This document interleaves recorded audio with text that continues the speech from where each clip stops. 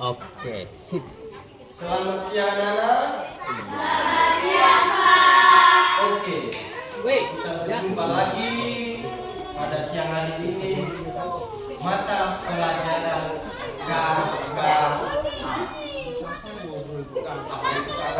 Kode dan kecerdasan artifisial. KKA itu singkatan dari coding dan kecerdasan artifisial. Seperti yang pembelajaran kita minggu lalu, siapa yang masih ingat apa itu coding? Apa itu kecerdasan artifisial? Siapa yang masih ingat? Siapa yang masih ingat? Oh, ternyata banyak yang lupa. Mungkin karena mata pelajaran baru, jadi kalian masih sama-sama apa itu KKA, apa itu coding, apa itu kecerdasan artifisial. Oke, sebelum kita masuk ke materi ini, kita flashback lagi. Coding itu cara kita memberi perintah kepada komputer. Itu yang namanya coding. Itu yang artinya coding. Pak, nama kecerdasan artifisial itu apa, Pak? Nah, kecerdasan artifisial itu adalah apa? Nah, jadi kesimpulannya, coding dengan KA atau kecerdasan artifisial itu berteman. KA atau kecerdasan artifisial bisa jalan kalau ada coding. Kalau coding tidak ada, apakah kecerdasan artifisial bisa jalan? Tidak bisa. Nah, itulah mereka berdua ini harus bergandeng tangan. Ibaratnya coding ini ibaratnya adalah guru. Coding itu ibaratnya guru, guru. Coding itu ibaratnya guru. Kecerdasan artifisial bisa diibaratkan menjadi peserta didik atau siswa. Nah, jadi misalnya coding adalah seorang guru dan kecerdasan artifisial ini adalah peserta didik, berarti guru memerintahkan KA, memerintahkan KA atau kecerdasan artifisial untuk melakukan sesuatu. Makanya bisa berjalan. Ibaratnya sudah ada gambaran, Pak. Sudah ada gambaran apa itu coding, seperti apa itu coding, apa itu KA, kecerdasan artifisial. Jadi coding ini ibaratnya guru dan KA atau kecerdasan artifisial ini ibaratnya siswa. Lihat kembali, coding cara kita memberi perintah kepada komputer. Itu ibaratnya coding itu adalah guru. KA, komputer yang bisa belajar dan berpikir seperti manusia. KA bisa bekerja kalau ada coding. Begitu, itu pelajaran kita yang minggu lalu. Jangan sampai lupa lagi. Oke? Jangan sampai lupa. Sebelum kita memasuki materi selanjutnya, kegiatan selanjutnya, Pak minta salah satu siswa untuk membuka kita dalam pembelajaran ini dengan mungkin ada yang bisa membawa kita dalam doa. Sisko, silakan maju untuk mungkin teman-teman. Apakah di situ saja?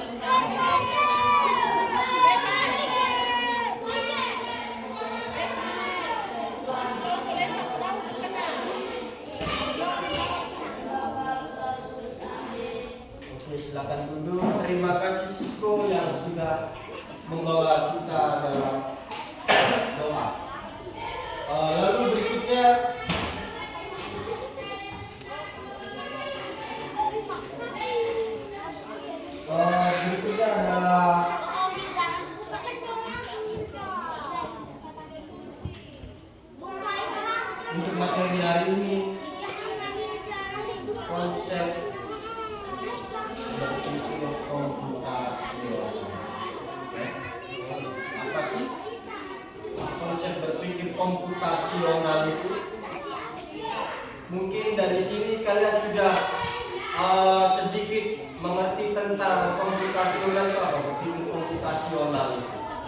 Mungkin kalian buka-buka di internet lalu oh ternyata untuk berpikir secara komputasional ini artinya ini.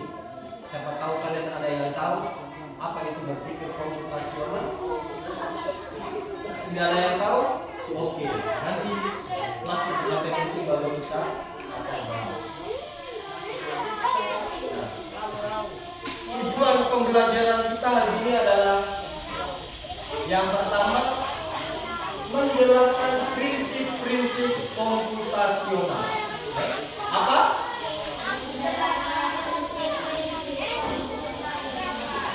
Lalu tujuan pembelajaran kedua adalah mengidentifikasi masalah sehari-hari yang dapat diselesaikan dengan berpikir komputasional. Apa?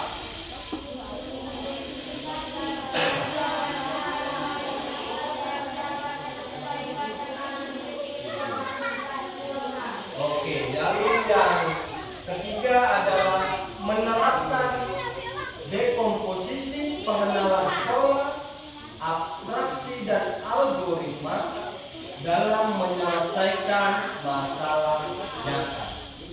Jadi ada 3 tujuan pembelajaran kita. Ada 3 tujuan pembelajaran kita. Yang pertama adalah menjelaskan prinsip-prinsip komputasional. Yang kedua, mengidentifikasi masalah sehari-hari yang dapat diselesaikan dengan berpikir komputasional. Lalu yang ketiga, menerapkan dekomposisi, pengenalan pola, abstraksi, dan algoritma dalam menyelesaikan masalah nyata. Kalian pasti berpikir, bertanya-tanya, apa sih dekomposisi, abstrak, algoritma, pengenalan pola itu apa sih? Nanti baru kita belajar. Setelah ini kita masuk materi inti, kita belajar tentang dekomposisi, pengenalan pola, abstraksi, algoritma. Atau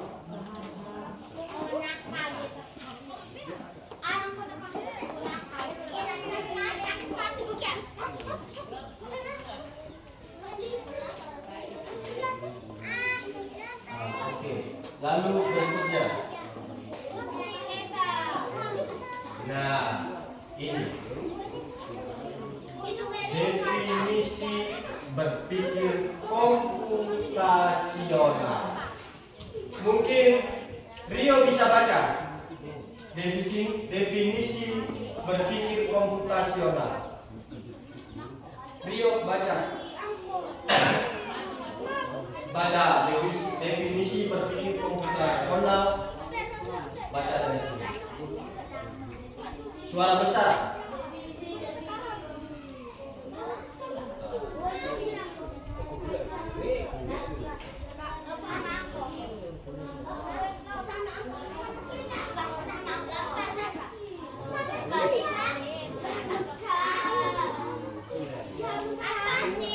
Oke.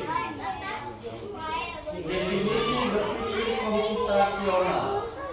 Berpikir komputasional berarti peserta didik memiliki kemampuan berpikir yang dapat menyelesaikan permasalahan ataupun persoalan sehari-hari dengan menggunakan teknik ilmu komputer. Ingat, kalian harus menggarisbawahi dengan menggunakan teknik ilmu komputer. Berarti bukan kalian harus menggunakan komputer ya. Bukan, saya ada masalah seperti ini, berarti saya harus menyalakan laptop dulu baru saya memecahkan masalah. Nah, itu bukan. Yang harus kalian tiru adalah tekniknya. Nah, dengan menggunakan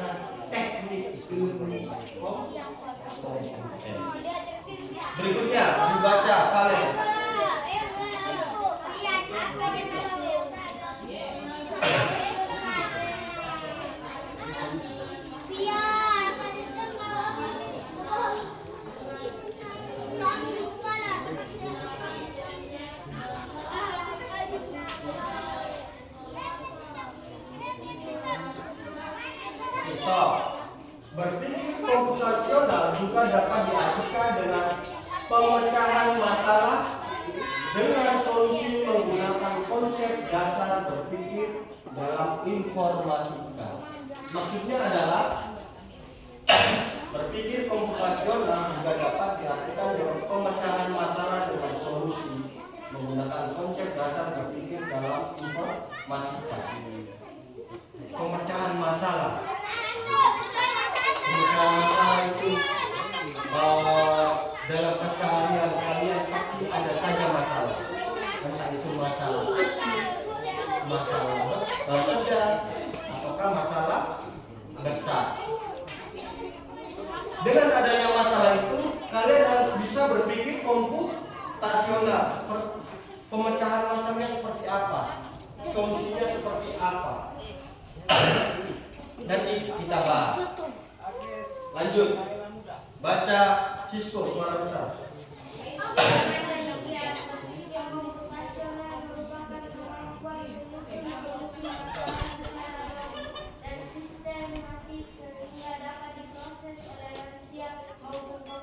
Nah, dengan demikian, berpikir komputasional merupakan kemampuan menyusun solusi masalah secara logis dan sistematis sehingga dapat diproses oleh manusia maupun komputer.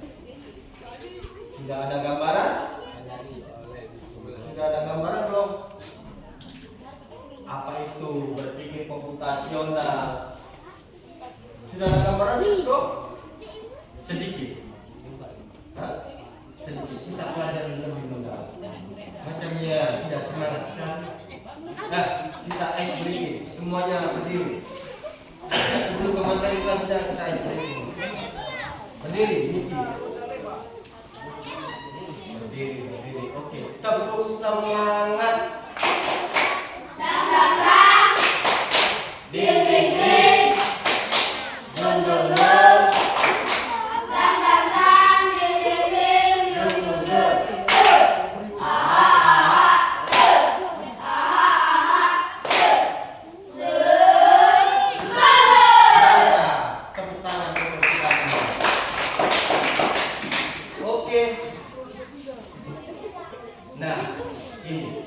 Berpikir komputasional adalah cara berpikir untuk menyelesaikan masalah layaknya komputer.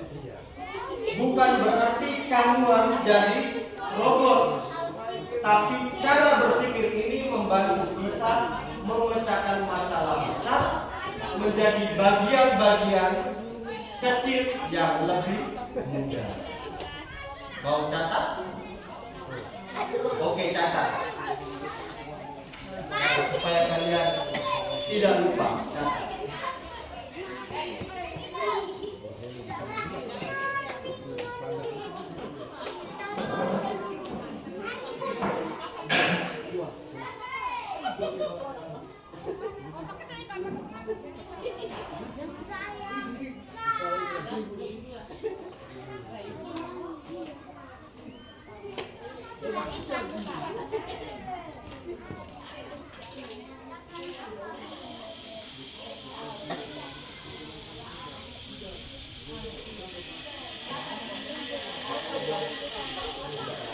Sudah? Belum? Oke.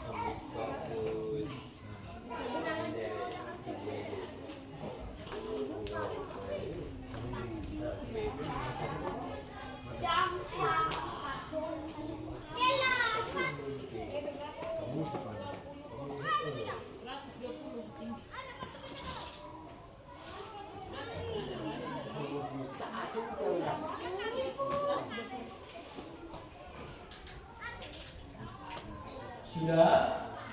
Belum?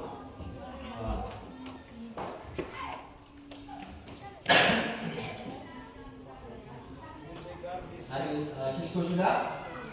Sahabat tunggu temannya. Gunanya apa kalian catat supaya ingat? Jangan sampai kalian tidak catat, saya menjelaskan besok sudah lupa. Nah, itu yang bagus. Tunggu temannya.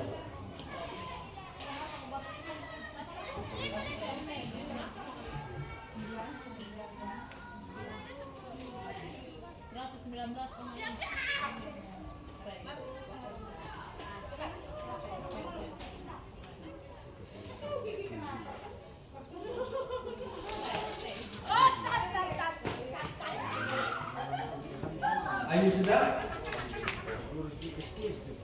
Tulis pelan-pelan. Yang penting adalah kalian mengerti.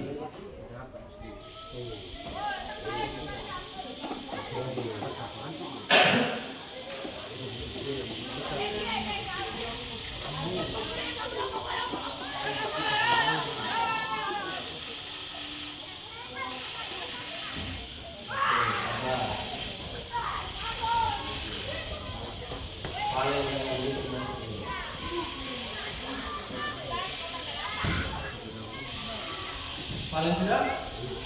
Itu masih tulis? Agak cepat sedikit.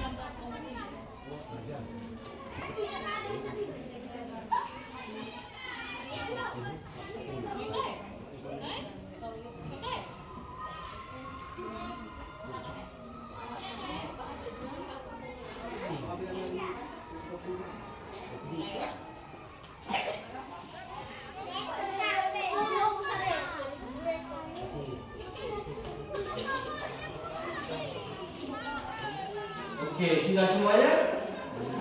Kita lanjut ke slide berikutnya. Menurut kalian penting tidak berpikir komputasional? Penting kok. Berpikir komputasional itu sangat penting. Ya? Kalian bisa lihat di depan pentingnya berpikir komputasional, apalagi dalam kehidupan sehari-hari. Ya. Sangat penting. Yang pertama, membantu menyelesaikan masalah dengan mudah. Membantu menyelesaikan masalah dengan mudah.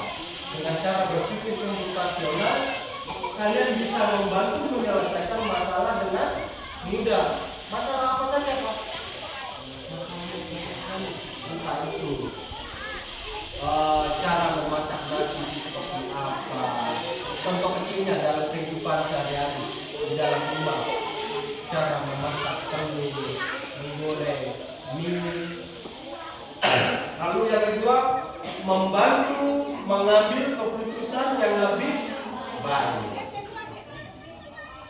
Jadi kalau kalian berpikir secara komputasional, pasti akan mengambil keputusan yang lebih baik, keputusan yang terbaik dari yang terbaik. Lalu yang ketiga, mengajarkan berpikir kreatif.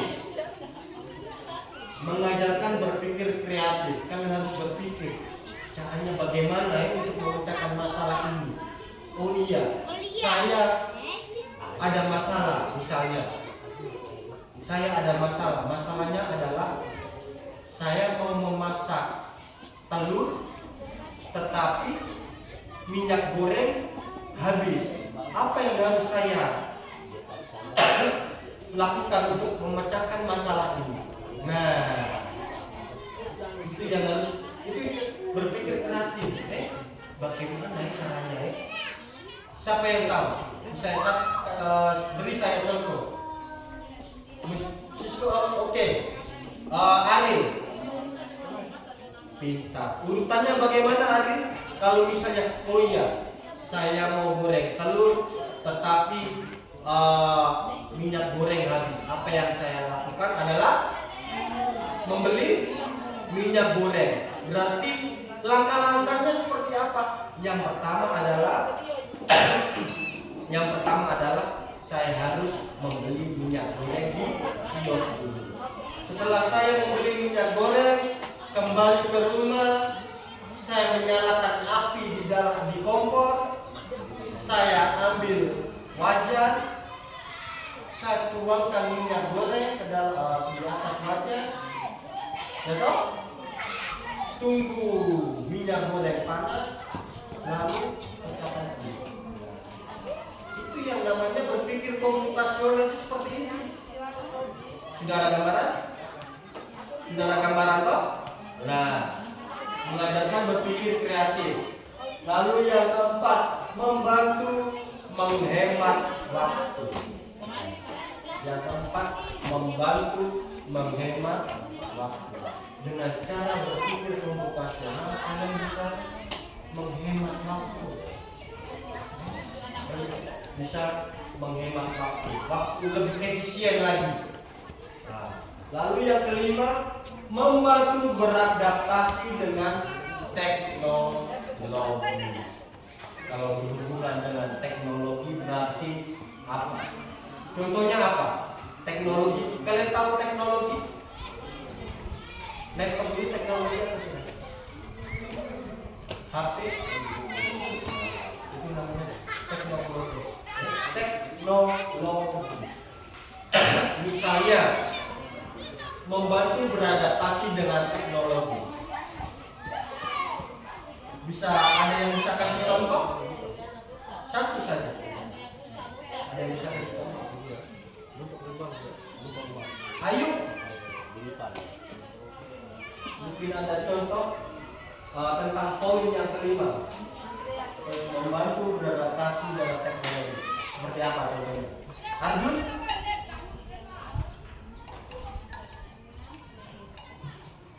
Ada yang tahu contohnya? Contoh sederhana. Belajar memakai komputer. Boleh. Ada yang lain? Belajar memakai HP.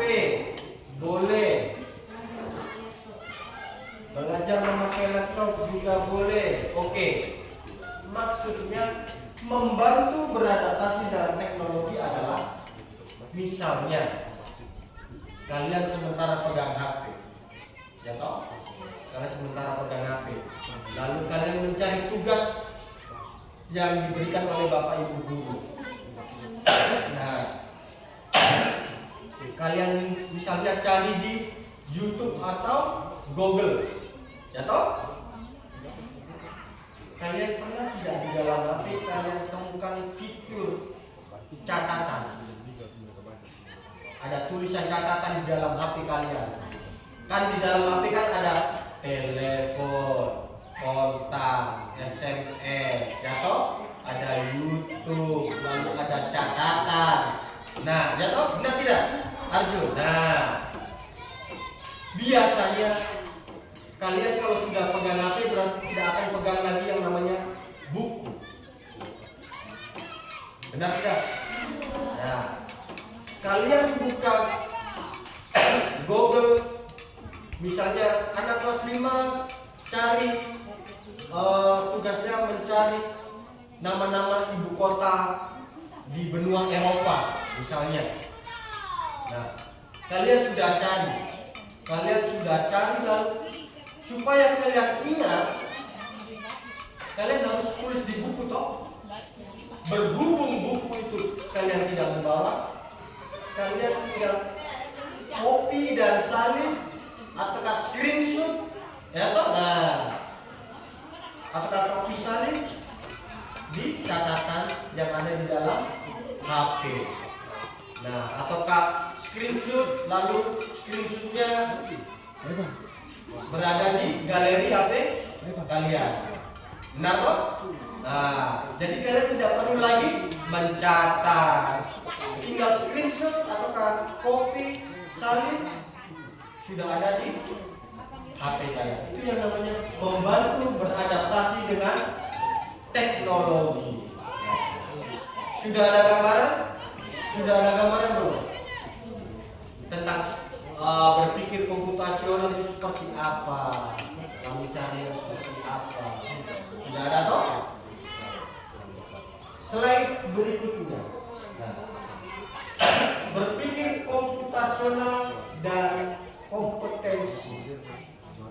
Keterampilan berpikir komputasional berperan penting dalam kehidupan sehari-hari dan semakin dibutuhkan di era abad 21.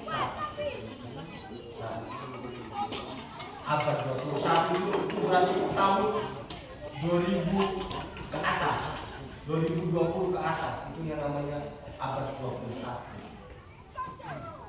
Kompetensi ini berkaitan erat dengan konsep 4C.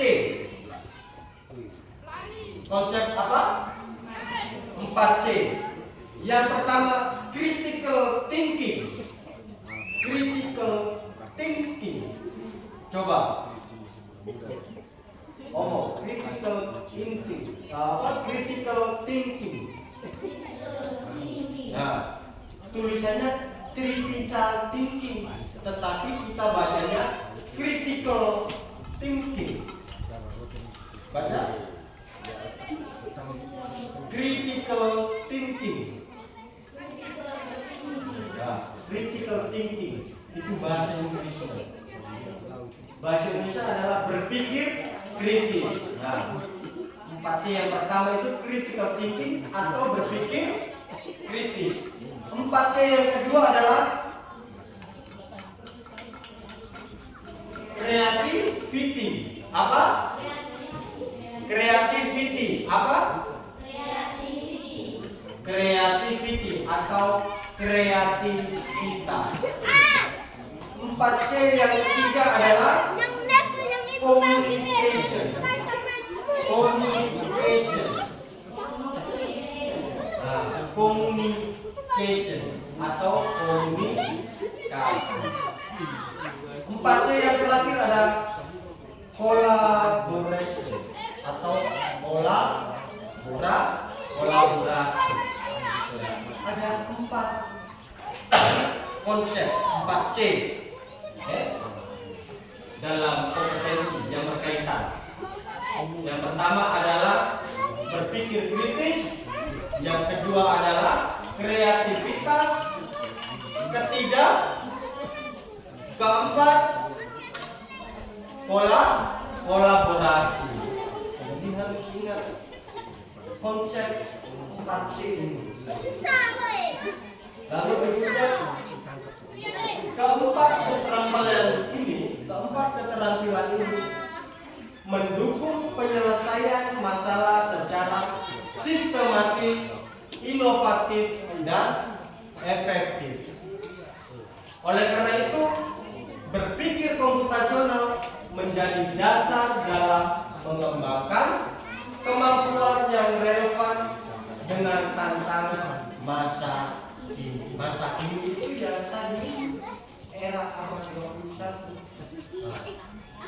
Semakin bertambahnya tahun, pasti teknologi akan semakin baru. Teknologi semakin baru. Jadi pengetahuan kita, keterampilan kita jangan lagi yang macam-macam dulu lagi. Sekarang ini serba digital. Benar tidak? Nah, dulu kita di sini kita tidak tahu orang berbuat apa di sana, sementara orang Jakarta demo. Kita tidak tahu mereka demo seperti apa ya. Kita tidak tahu karena belum ada kemajuan teknologi. Belum ada TV, HP masih terbatas. Tetapi sekarang kita di sini, mereka yang ada di Jakarta, mereka sementara demo, mereka sementara rapat, presiden sementara rapat, kita bisa tahu karena kecanggihan teknologi. Ada YouTube, benar tidak? Ada YouTube, lalu apa lagi? TV, Facebook, media-media sosial, WhatsApp. Kalian tidak tahu, tapi kalian melihat story atau status teman kalian bisa tahu. Oh, ternyata dia lagi seperti ini. Begitu. Oke, ke slide berikutnya. Orientasi kritis dalam berpikir komputasional. Orientasi kritis dalam berpikir komputasional mengacu pada pendekatan berpikir komputasional yang tidak hanya berfokus pada pemecahan masalah secara sistematis, tetapi juga mempertimbangkan aspek kritis seperti etika, dampak sosial, dan keberlanjutan solusi yang menghasilkan. Lalu berikutnya, hal ini berarti bahwa dalam menerapkan berpikir komputasional, seseorang tidak hanya mengikuti prosedur algoritmik, tetapi juga menganalisis dan mengevaluasi masalah serta solusi secara lebih mendalam. Keterkaitan hubungan antara berpikir komputasional dengan berpikir kritis tidak dapat dipisahkan karena prinsip-prinsip yang ada di dalam berpikir komputasional membangun cara berpikir sehingga membantu seseorang dapat menyelesaikan suatu masalah dengan logis dan efektif. Ini orientasi kritis dalam berpikir komputasional. Berikutnya, ada 4 prinsip komputasional. Beda ya dengan 4 konsep. 4 konsep dengan 4 prinsip beda kan? Kalau tadi 4 konsep toh, 4C toh. Ada konsepnya 4C. Kolaborasi, kreativitas, kolaborasi, lalu sekarang kita lebih mendalam lagi belajar komputasi. 4 prinsip berpikir komputasional. Prinsip berpikir komputasional mencakup dekomposisi, pengenalan pola, abstraksi, dan berpikir algoritma. Ini yang kita akan pelajari. Apa saja? Prinsip berpikir komputasional itu apa saja?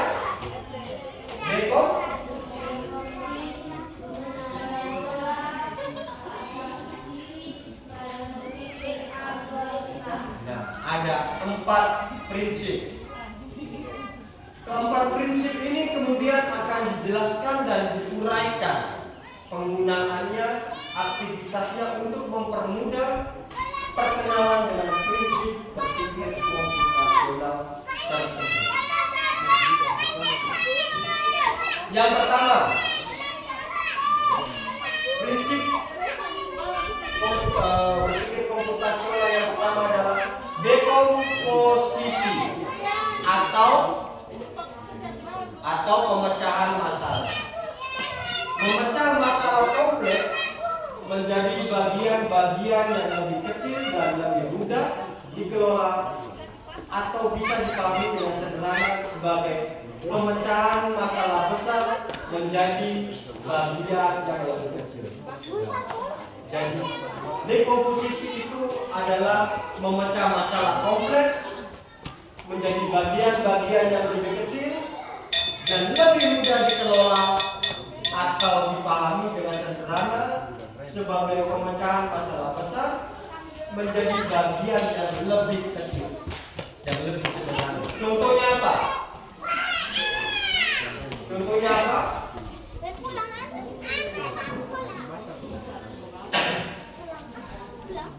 Contohnya itu misalnya seperti yang ada di depan slide, pesta ulang tahun, pesta ulang tahun. Apa saja misalnya Cisco ini mau ulang tahun, misalnya Cisco mau membuat pesta ulang tahun. Lalu apa yang harus dipersiapkan Cisco supaya pesta ulang tahun ini meriah? Kue ulang tahun harus urut. Yang namanya memecahkan masalah itu harus urut. Dari yang awal mungkin satu itu apa? Misalnya apa? Mengundang teman, memasak. Mengundang teman dulu atau memasak makanan dulu? Nah, ini. Yang pertama adalah memilih tempatnya dulu. Nah, tidak. Nah, yang pertama yang harus Cisco persiapkan adalah tempat. Karena kalau tidak ada tempat, apakah ada pesta ulang tahun? Tidak toh? Nah, yang pertama adalah tempat. Setelah tempat apa? Mengundang teman. Berapa banyak yang harus diundang Cisco untuk menghadiri pesta ulang tahun? Misalnya 10. Oke, setelah saya menyiapkan tempatnya, berarti saya harus mengundang teman satu kelas saya misalnya 10. Saya undang 10 teman. Lalu yang ketiga, menyiapkan makanan. Nah, menyiapkan makanan juga begitu. Undangan tadi berapa? Berarti saya harus menyiapkan makanan sebanyak 10. Benar tidak? Nah, supaya pesta ulang tahun ini ramai, berarti saya harus menyiapkan apa? Permainan. Misalnya dalam pesta ulang tahun ada permainan misalnya, supaya pesta ulang tahun tersebut lebih meriah. Itulah yang namanya dekomposisi, pemecahan masalah. Masalahnya apa? Pesta ulang tahun. Itu contohnya. Paham? Dari sini paham? Paham? Oke, slide berikutnya. Nah, contoh lainnya, membuat kopi. Nah, kita tidak langsung ada kopi di dalam gelas. Tidak mungkin toh, saya mau membuat kopi. Saya mau minum kopi misalnya. Tidak mungkin kalian bangun dari tempat tidur lalu, sudah ada kopi tinggal minum. Tidak mungkin toh? Nah, pasti yang kalian lakukan adalah menyiapkan gelas, lalu kopinya, gulanya, air panas, sendok untuk aduk, lalu baru minum. Sama dengan pesta ulang tahun. Bisa toh? Sudah ada gambaran? Nah, yang berikutnya, prinsip yang kedua adalah pattern recognition atau bahasa Indonesia pengenalan pola. Pengenalan pola. Pengenalan pola berarti mengidentifikasi kesamaan atau pola dalam berbagai permasalahan untuk menemukan solusi yang dapat diterapkan kembali, atau dengan kata lain adalah menemukan pola yang bisa digunakan kembali. Ini pengenalan pola. Misalnya, guru menampilkan contoh pola. Polanya adalah sebutkan bilangan genap. Bilangan genap. Bilangan genap berarti 2, 4, 6, 8, 10, dan seterusnya. Itu yang namanya pola. Tidak mungkin guru menyuruh sebutkan bilangan genap 2, 3, 6. Nah, itu namanya tidak berpola. Tidak berpola. Nah, lalu pengenalan pola. Lalu contoh berikutnya apa? Misalnya apa? Siapa yang tahu? Pengenalan pola berikutnya. Misalnya, ganjil juga masuk. Sama toh macam yang bilang kita. Misalnya, saya menyuruh kalian, di belakang kalian misalnya ada kopi dengan dua jenis buah kue. Anak-anak, sekarang waktunya kalian mengambil kopi 1 gelas dan dua jenis kue yang ada di belakang. Misalnya si A ambil kopi 1 gelas, kue jenis A 1 gelas, lalu jenis yang lain kue 1, 2, kue yang lain 1, 2. Jadi pas toh? Nah, yang kedua untuk menentukan. Lalu siswa B maju. Apa yang harus siswa B lakukan? Apakah dia harus mengikuti pola yang seperti siswa A, ataukah dia buat saya tidak mau ambil seperti dia, saya harus ambil kue ini 4. Benar atau salah? Salah. Karena sudah apa yang saya sampaikan tadi sudah jelas toh. Ambil kopi 1 gelas, kue 2.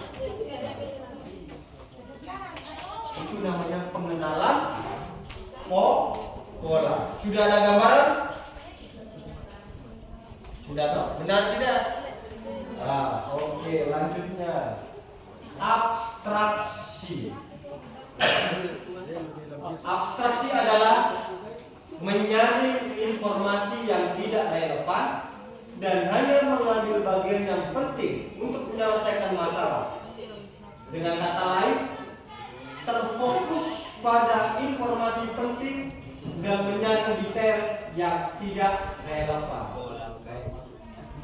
Kegiatan yang bisa dilakukan untuk semakin memahami arti dari abstraksi, misalnya contohnya adalah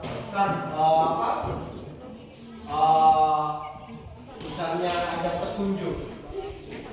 Aku adalah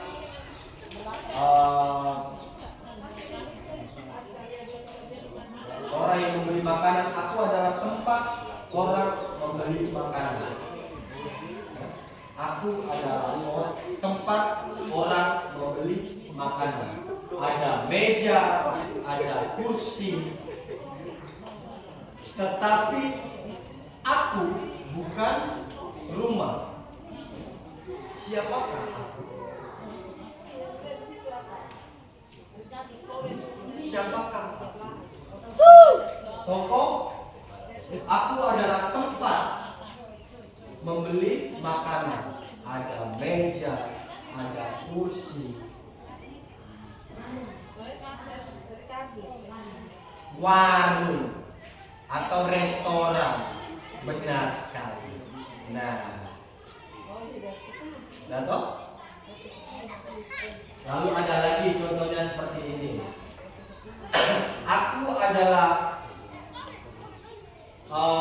alat yang biasa untuk menulis, tetapi aku bukan pensil. Siapakah aku?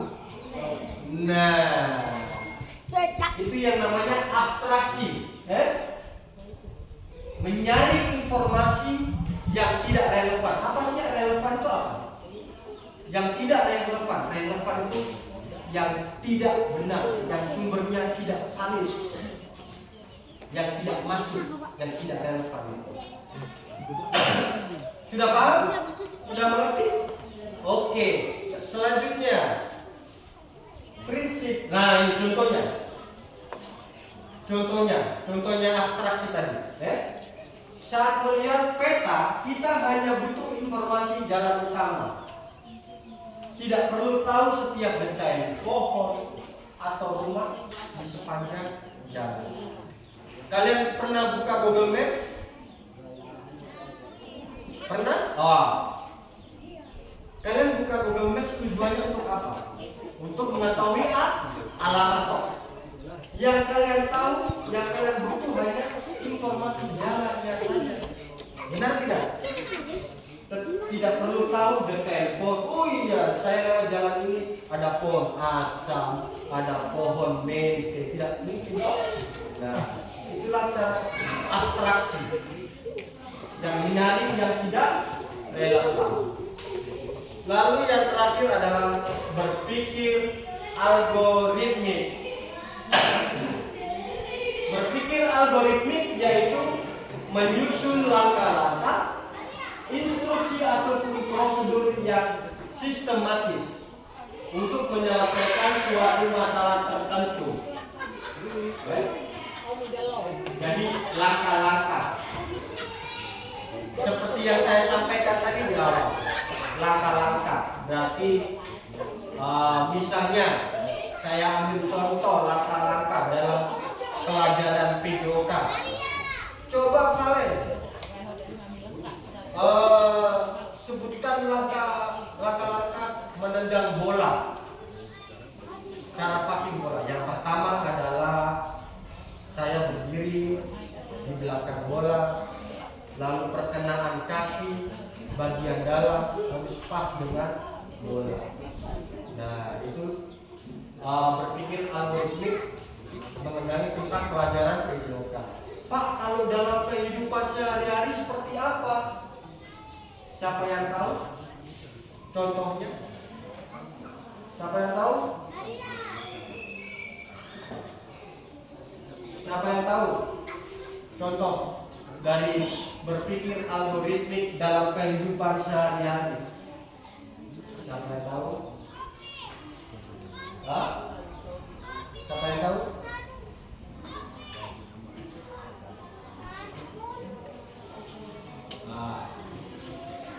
Dalam kehidupan sehari-hari misalnya resep masak nasi goreng.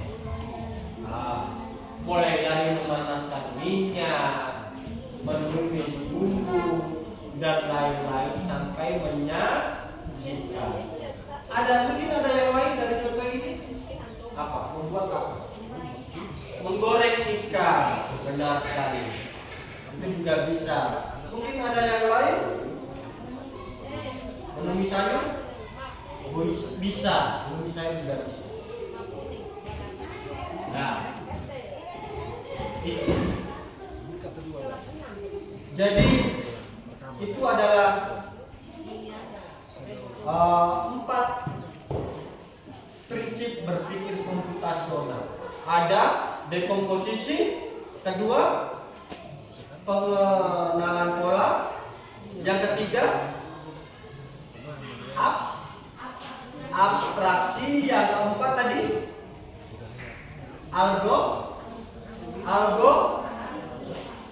algoritmik atau algoritma juga boleh, atau berpikir algoritma. Mungkin dari sini kalian ada yang ditanyakan tentang tadi? Ada yang ditanyakan? Tidak. Oke. Sekarang saya akan membagikan LKPD. Saya bagi dua kelompok. Saya bagi dua kelompok, kelompok A dan kelompok 1 dan kelompok 2. Daripada kalian mencari tempat, biar saya yang menentukan. Di sebelah kiri saya kelompok 1, di sebelah kanan saya kelompok 2. Saya bagikan LKPD-nya. Putar tempat duduknya, supaya putar tempat duduknya.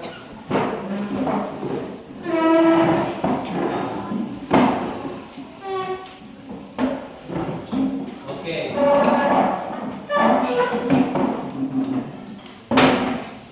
Oke, sudah. Coba perhatikan LKPD yang sudah saya bagi tadi. Bagian A. Nah, identifikasi masalah di sekitarmu. Lihatlah keadaan di sekitarmu. Pilih satu masalah nyata yang sering terjadi di rumah, sekolah, atau desa. Contoh, sampah berserakan, jalan becek saat hujan, terlambat sekolah, kandang ayam kotor. Tuliskan masalah yang kamu pilih. Kamu pilih. Masalahnya apa? Lalu mengapa ini menjadi masalah? Misalnya sampah berserakan misalnya. Mengapa ini menjadi masalah? Sampah berserakan menyebabkan bau tidak sedap. Bisa menyebabkan pandangan menjadi jelek. Lalu siapa yang terdampak dari masalah ini? Misalnya sampah berserakan di rumah, berarti yang terdampak adalah anggota keluarga dan tetangga sekitar rumah. Begitu. Sudah ada gambaran? Sisko?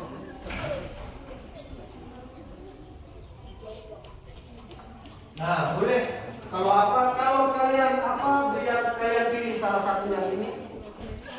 Dari keempat contoh ini kalian pilih salah satu. Lingkar.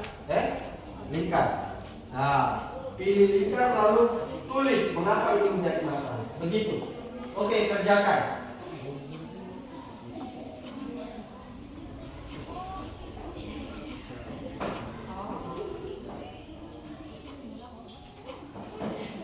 Sementara kalian mengerjakan, saya ke belakang dulu, ke kamar mandi sebentar.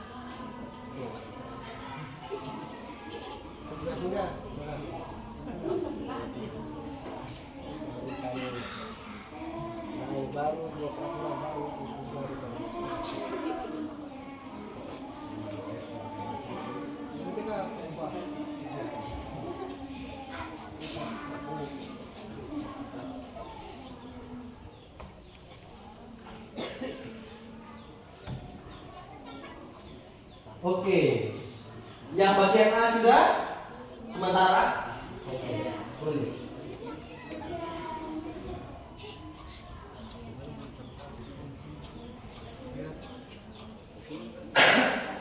Sudah? Bagian A sudah?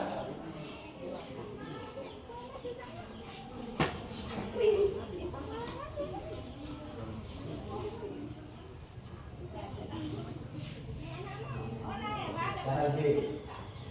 Misalnya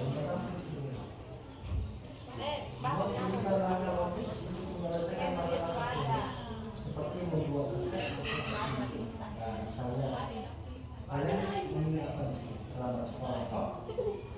Nah, cara penyelesaiannya ini algoritma, susun langkah penyelesaian secara logis dan sistematis. Apa tadi algoritma tadi?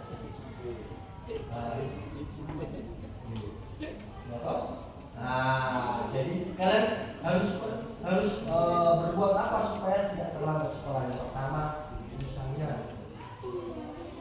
apa? Oh, bisa? Rio? Boleh di sini juga boleh, di buku juga boleh, terserah. Di sini juga. Nah,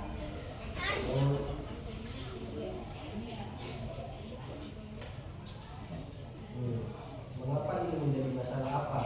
Kenapa terlambat sekolah? Ditulis. Mengapa ini menjadi masalah?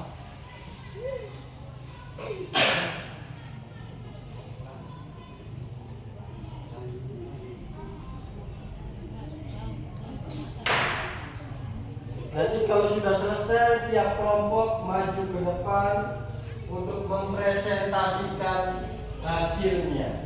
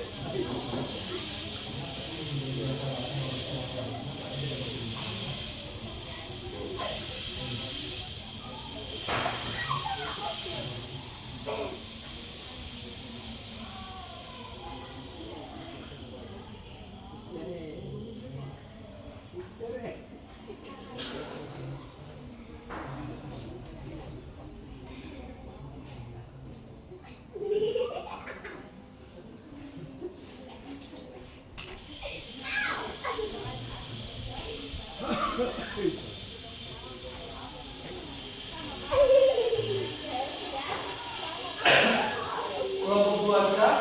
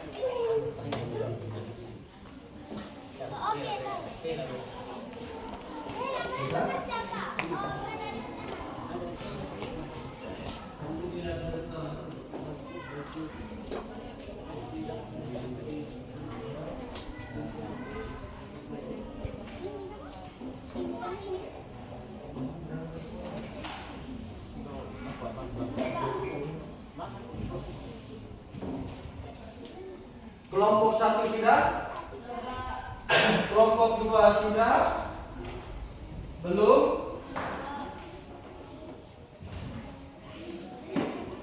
Oke, sabar.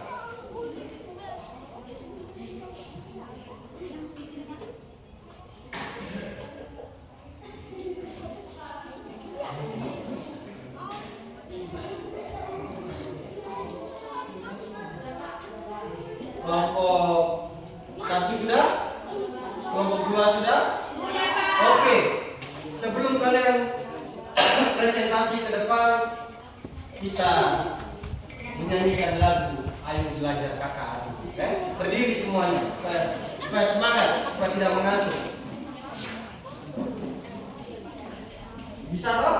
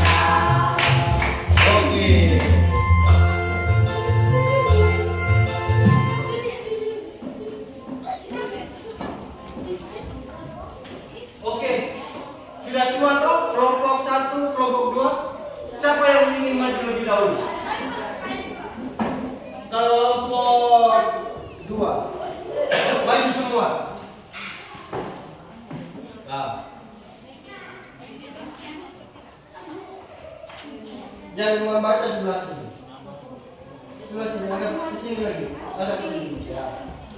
Oke. Ya. Selamat siang teman-teman. Perkenalkan saya dari kelompok. Ya. Selamat siang juga.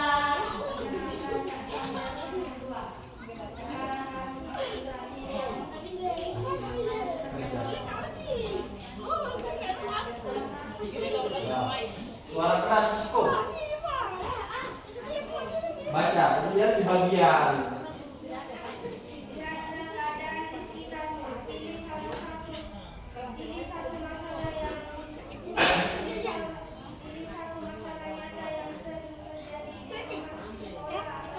Oke, kelompok 2 memilih masalah apa?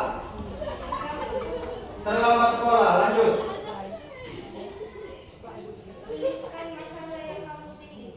Mengapa ini menjadi masalah? Karena siapa yang terdampak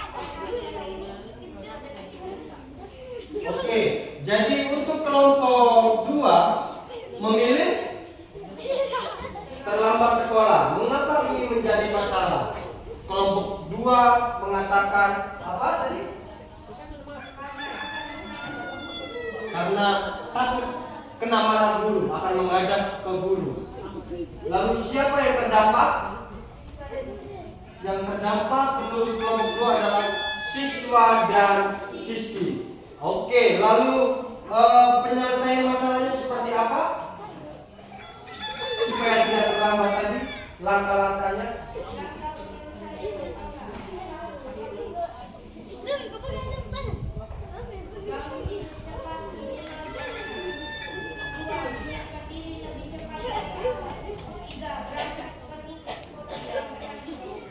Oke, jadi kelompok 2 mengatakan untuk menyelesaikan masalah adalah bangun jam 6, mempersiapkan diri, lalu pergi ke sekolah setengah 7 supaya tidak terlambat. Karena masuk sekolah jam berapa? Jam 7. Mungkin ada pertanyaan dari kelompok 1 untuk kelompok 2? Tidak ada? Oke, kita berikan tepuk tangan untuk kelompok 2. Terima kasih, boleh kembali kelompok 2. Mantap. Sekarang kelompok 1. Sebelah sini.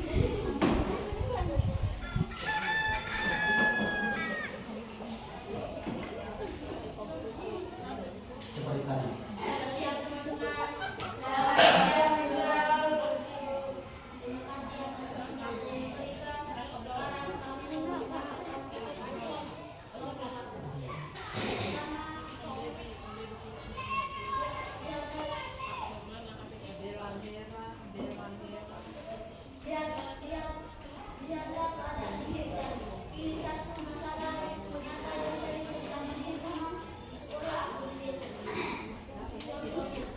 Oke, kelompok 1 memilih masalah apa? Sampah yang berserakan. Sampah yang berserakan ini di sekolah atau di rumah? Di rumah. Oke. Kelompok 1 memilih masalah sampah berserakan di rumah. Oke, lanjut. Mengapa ini menjadi masalah? Menurut kelompok 1 bisa menimbulkan aroma yang tidak sedap. Oke, lanjut.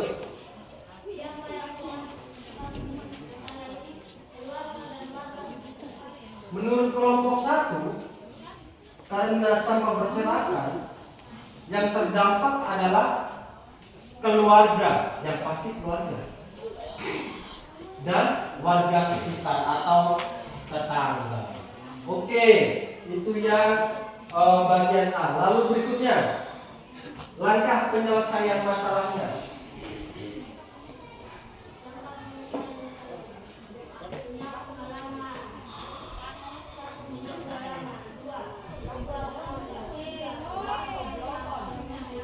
Oke, penyelesaian masalah menurut kelompok 1 adalah yang pertama,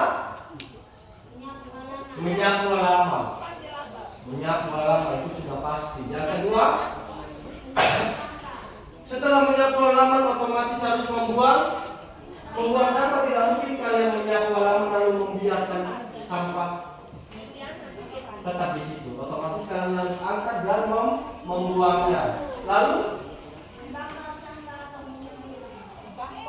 membakar sampah atau menguburnya.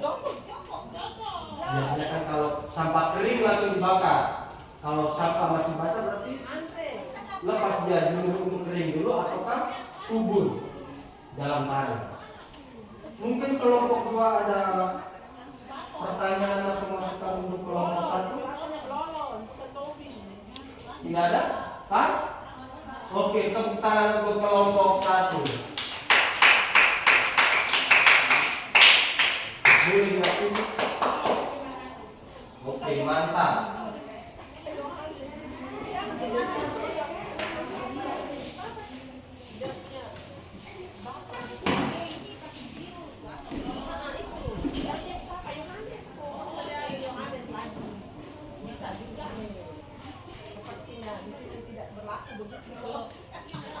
Nah, oke, setelah kalian menyelesaikan LKPD, jadi kalian dengan tidak langsung kalian bisa melatih. Oh ya, ternyata berpikir komputasional itu dengan ada 4 prinsip, yaitu komposisi, pengenalan pola, abstraksi dengan pengenalan algoritmi. Ada 4 prinsip berpikir komputasional. Yang kalian selesaikan tadi adalah cara berpikir komputasional dengan prinsip yang mana? Prinsip yang mana di buku di LKPD kan? Prinsip berpikir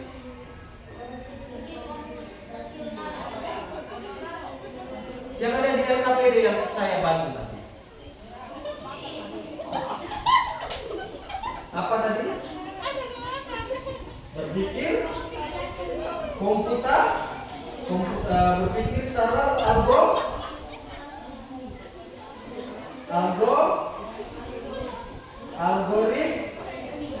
algoritmi. Ya, begitu. Jadi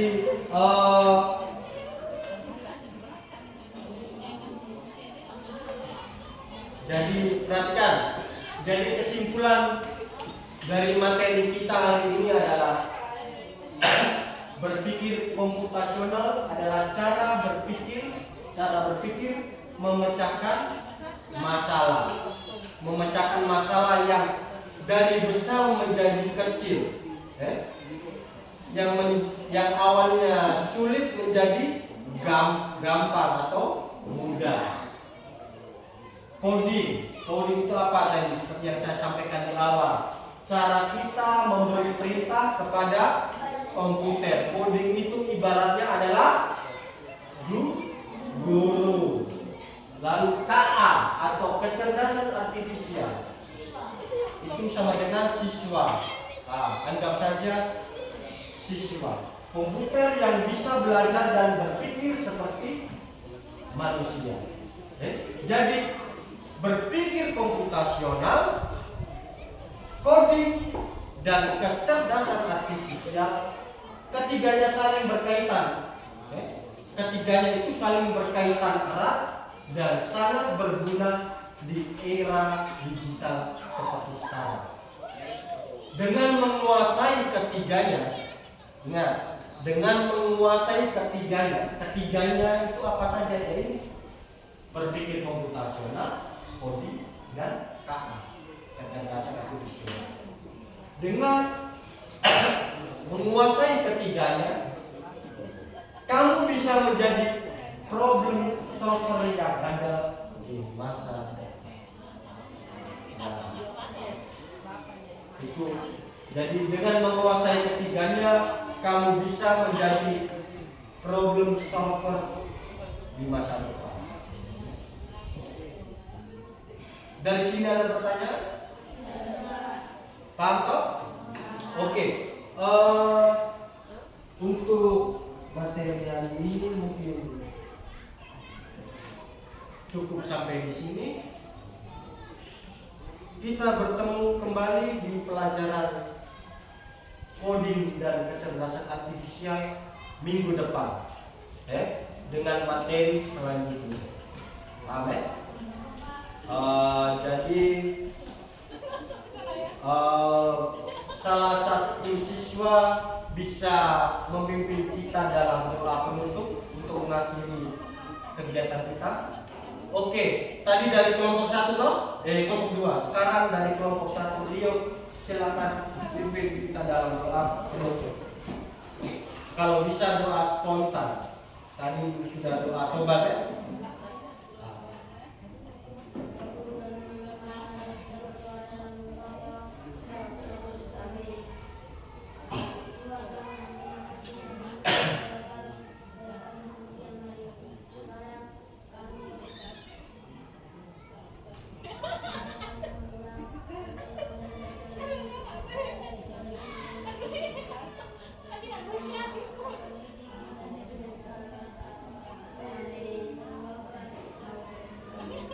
Oke, selamat siang untuk kita semuanya.